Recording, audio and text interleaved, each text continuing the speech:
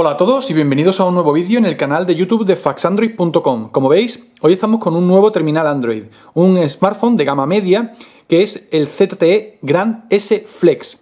Este móvil, construido por la empresa china, ha sido comercializado mayormente por operadoras como Yoigo, aunque también lo podemos encontrar libre a un precio que ronda actualmente los 170-180 euros, como decimos libre.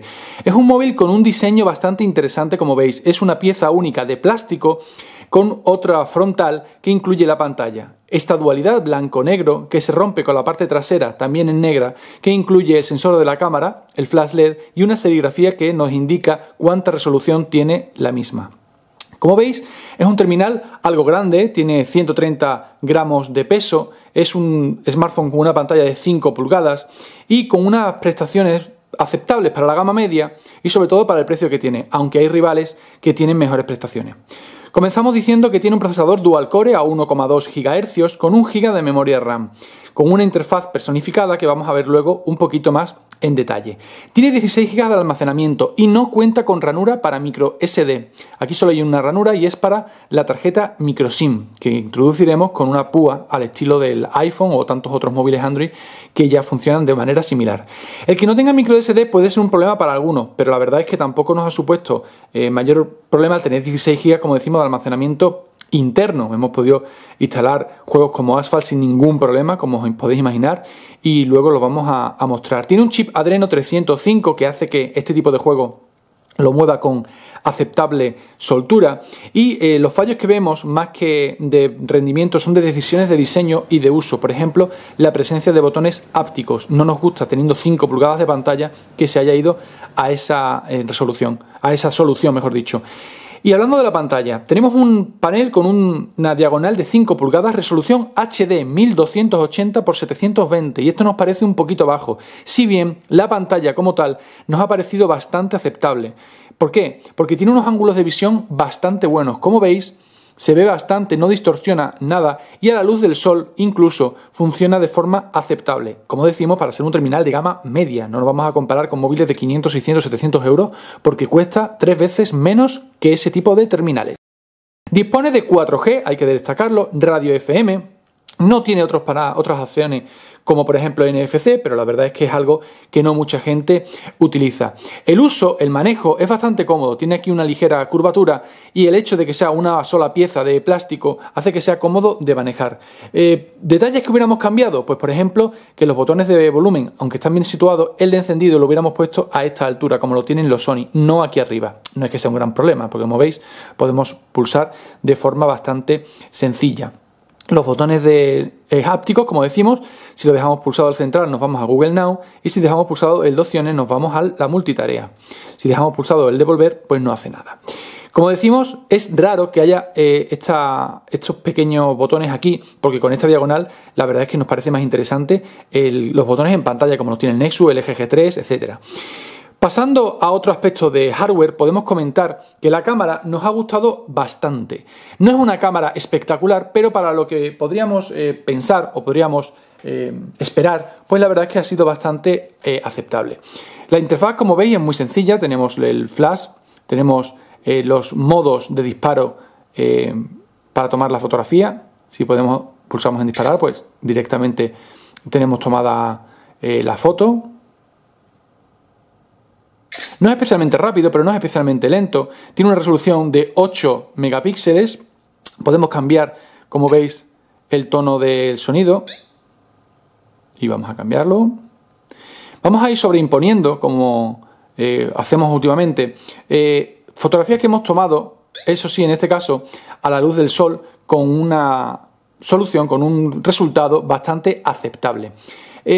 No es que sea, como decimos, una cámara espectacular, pero la verdad es que nos esperábamos que fuera bastante peor, porque la gama media normalmente suelen flaquear, en este aspecto. Hay otros como el Xperia M2, que ya hemos analizado, que nos ha gustado mucho, si bien es un poco más caro. El Motorola Moto G, por ejemplo, en el tema de la cámara, va un poquito por debajo. Tiene otra delantera de 1 megapíxel, que pues la verdad no tiene mayor trascendencia, puesto que para hacer alguna selfie, alguna autofoto o alguna videollamada puede servir, pero no tiene las opciones del LG G3 o del Huawei Ascend P7, así que tampoco entramos en mucha materia. Siguiendo con el rendimiento, podemos ver los resultados de test que hemos realizado como Antutu Benchmark o Quadrant.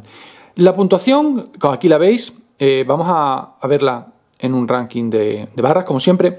La tenemos en Antutu de 13.867 puntos, algo por debajo del Xiaomi Redmi o del Samsung Galaxy S3, teniendo en cuenta que estos son el S3, por ejemplo, es un móvil de gama alta, no de gama media, aunque es verdad que ya tiene 2 años.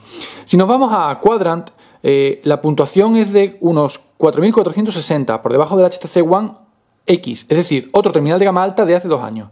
Y esa es la conclusión a la que podemos llegar, que el ZTE Grand S Flex es un terminal de gama alta de hace 2 años. Pero claro, es un terminal actual, que tiene aproximadamente 6 meses, lleva en el mercado español, mes arriba, mes abajo, y tiene un precio 4 veces inferior a al que esos móviles tenían hace 2 años. ¿Merece la pena? Pues hombre, depende de lo que busquemos, pero en general no da mal resultado. ¿Es todo fluido? Pues no. La verdad es que hay aspectos como el de los juegos que nos ha gustado, ha resultado bastante aceptable, como por ejemplo en este caso Asphalt. El sonido se ve mejorado por la opción Dolby que viene implementada, al igual que en otros móviles como el Huawei Accent P6, que ya lo hemos visto, y otros terminales también. Vamos a jugar un poco para que veáis cómo se comporta. La verdad es que esperábamos que se comportara un poco peor, pero os vamos a explicar luego por qué. Y es que en el uso nos ha dado algún lag o algún retardo en el manejo del mismo, del terminal. Pero a la hora de jugar o de usar alguna aplicación en concreto, el terminal se desenvuelve bastante bien. Y podemos decir, ¿y entonces por qué falla? ¿Qué fallo da? Y pues ahora lo vamos a contar cuando pasemos a la parte de la interfaz y las aplicaciones preinstaladas. Pero antes vamos a ver cómo funciona. Como veis, un juego como Asphalt 8 no es lo más fluido, no es como jugar en un Samsung Galaxy S5 o en un HTC One M8 o un iPhone, evidentemente, pero también tenemos que tener en cuenta que hablamos de un móvil de gama media y no se comporta mucho peor que un Motorola Moto G, teniendo en cuenta que tiene un procesador dual core, no un quad core. Como veis, es plenamente funcional y hablamos de un juego con una exigencia gráfica curiosa. Paramos ya aquí y nos vamos a ir a la parte de la interfaz. Como veis, ha tardado un poquito en salir, eso es cuestión de que también tiene 1 GB de RAM y no tiene 2, pero sobre todo porque la interfaz de ZTE no nos ha gustado, los iconos son feos, se basa en Android AOSP, pero tiene algunas novedades o algunos cambios. Como veis, tarda un poquito en bajar la pantalla, no siempre responde a la primera, los iconos, como decimos, son bastante mejorables y tiene muchísimas aplicaciones preinstaladas que no podemos desinstalar.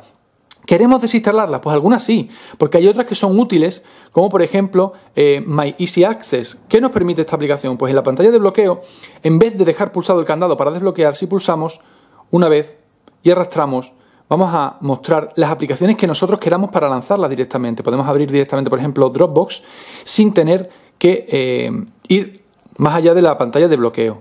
O en este caso, si lo dejamos pulsado, lo tenemos desbloqueado. Otra aplicación curiosa es MyPop, que lo que nos permite es tener una tecla virtual en cualquier punto de la pantalla, como veis, para ir al inicio. Si pulsamos, vamos al inicio y tenemos desplegadas las opciones de ajustes, la multitarea o volver. Lo podemos quitar, evidentemente, arrastrarlo al punto que queramos y si no, pues nos vamos a MyPop otra vez y lo quitamos. Incluso podemos establecer la tecla por defecto, eso si la queremos, las teclas en pantalla. Pero vaya, podrían haber implementado eso, pero en la parte inferior, como tiene el resto de dispositivos con Android, aunque sería replicar un poco esto y quizás para el uso con una mano es cómodo. Hay más aplicaciones, por ejemplo la de radio, que nos permite usar el chip de radio FM que tiene implementada. Viene por defecto con el teclado de Touchpad, que la verdad no es uno de nuestros favoritos, pero bueno, como esto es Android, podemos desinstalarlo sin ningún problema. Tiene muchísimas opciones de dictado por voz, trazo para escribir lo que queramos, etcétera. No es uno de los teclados, como decimos, que más nos gustan, pero no es mala opción. La cuestión que viene por defecto y no podemos desinstalarlo, como pasa con tantas aplicaciones de ZTE. Más aplicaciones que vengan, aparte de todas las de Google, por supuesto, pues Kingsoft Office, una aplicación de gestión de ofimática que sí podemos desinstalar, por eso la mencionamos, es la única que podemos quitar. Nos vamos a ir al navegador, por ejemplo, vamos a cargar Fax Android, vamos a irnos para que veáis la fluidez del terminal. Vamos a abrir una de las noticias. Y aquí vamos a ver que la pantalla tiene un contraste bastante bueno, el color blanco es aceptable, tecnología IPS, que no es AMOLED, lo decimos por los tonos que pueden tener otros paneles, y la verdad es que en este sentido se comporta bastante bien. Es un terminal de gama media que está pensado para los que no quieren solo lo más barato, ni algo que priorice precio sobre calidad. La verdad es que es un terminal con unos acabados interesantes, puede gustar o no, la estética es bastante peculiar desde nuestro punto de vista y no tiene por qué gustarle a todo el mundo, pero si le gusta, pues la verdad es que es interesante. Ahora bien, el fallo que nosotros decimos, la interfaz de ZTE debería ser bastante mejor, porque ahora parece que la empresa ha decidido implementar Google Xperia Launcher de serie, sin interfaz propia. Nos parece un acierto completo, pero no solo verlo en terminales como el ZTE Blade Beck que va a comercializar ahora, sino también que llegue a los usuarios de este móvil, porque la verdad es que es el único gran fallo que le vemos, la interfaz, cómo ralentiza el terminal, que por otra parte no tiene un hardware malo, no es decir va lento porque tiene pocas prestaciones, no, va lenta la interfaz, que no las aplicaciones ni los juegos, porque no está pulida, no está definida, y la verdad es que choca, porque el resto de elementos nos ha gustado bastante. Si os ha gustado el vídeo, os invitamos a que lo compartáis en redes sociales, a que os suscribáis al canal y por supuesto a que le deis al me gusta si es así. Un saludo.